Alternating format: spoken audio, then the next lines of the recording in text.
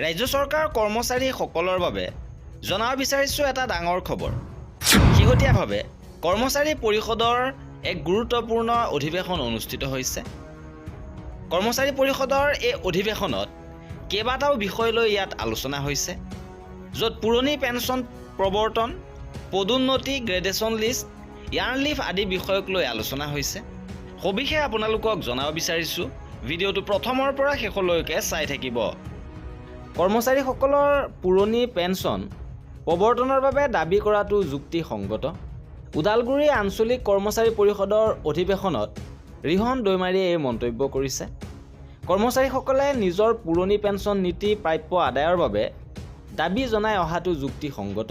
আমি BPFৰ পৰা কৰ্মচাৰীসকলৰ পুৰণি পেঞ্চন নীতি দাবীৰ প্ৰতি সমৰ্থন জনাইছোঁ।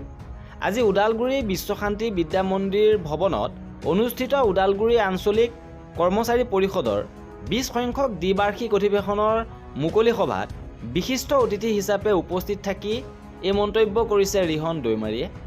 ইপিনে ওদালগুৰি আঞ্চলিক কৰ্মচাৰী পৰিষদৰ সভাপতি গৌতম জ্যোতি তালুকদাৰৰ সভাপতিত্বত অনুষ্ঠিত মুকলি সভাত তেওঁ কয়, BTCত কৰ্মচাৰীসকলে নিষ্ঠাৰে কাম কৰি অহাৰ পিছতো পদোন্নতিৰ ক্ষেত্ৰত সমস্যাৰ সন্মুখীন হৈ আহিছে।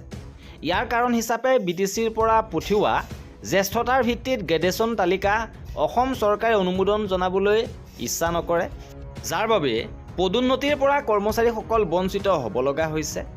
এই মন্তব্য কৰি তেওঁ আক্ষেপ প্ৰকাশ কৰে। মুখ্য অতিথিৰ ভাষণত সদৌ অসম কৰ্মচাৰী পৰিষদৰ সভাপতি দীপেন শৰ্মাই কয়, সময়ে সময়ে চৰকাৰৰ লগত কৰ্মচাৰী পৰিষদে আন্তৰিকতাৰে কৰ্মচাৰীসকলৰ সমস্যা সমাধানৰ বাবে দীৰ্ঘদিন দাবী জনাই আহিছে। চৰকাৰৰ পৰা বহু ক্ষেত্ৰত ইতিবাচক সঁহাৰি লাভ কৰিছে আৰু চৰকাৰৰ আঁচনিসমূহ কৰ্মচাৰীসকলৰ নিষ্ঠাৰে কৰা কামৰ ফলতেই প্ৰকৃত ৰূপায়ণ সম্ভৱপৰ হৈ উঠিছে। BTCৰ অধ্যক্ষ ত্ৰিদীপ দৈমাৰীয়ে কয়, কৰ্মচাৰীসকল হ'ল চৰকাৰৰ এজেণ্ট। চৰকাৰ আৰু ৰাইজৰ মাজত কৰ্মচাৰীসকলে এজেণ্টৰ দৰে কাম কৰে আৰু সেইবাবে চৰকাৰ উন্নয়নৰ দিশত সফল হৈছে। BTCৰ কাৰ্যবাহী সদস্য ফ্ৰেছ মুছাহাৰী, BTCৰ মনোনীত সদস্য অজয় কুমাৰ হাজৰিকাই BTCয়ে ভেঞ্চাৰ স্কুলসমূহ প্ৰাদেশিকৰণ কৰাত অনুমোদন জনোৱাটো BTCৰ শিক্ষক কৰ্মচাৰীসকলৰ বাবে সুখবৰ বুলি ব্যক্ত কৰে।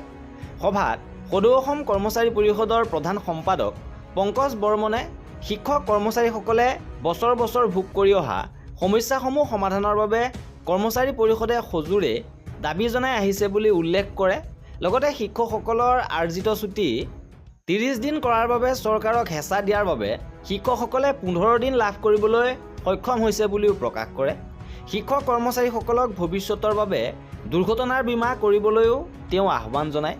এইদৰে কৰ্মচাৰী পৰিষদৰ ওদালগুৰি অধিৱেশনত কেইবাটাও গুৰুত্বপূৰ্ণ বিষয় সন্দৰ্ভত আলোচনা কৰা হয়। আৰু এয়া আছিলে আমাৰ আজিৰ ভিডিঅ'টোত। কৰ্মচাৰীসকলৰ সকলো খবৰ পাই থাকিবৰ বাবে আমাৰ চেনেলটো ছাবস্ক্ৰাইব কৰি ৰাখিব। ভিডিঅ'টো শেষৰলৈকে চোৱাৰ বাবে বহুত ধন্যবাদ।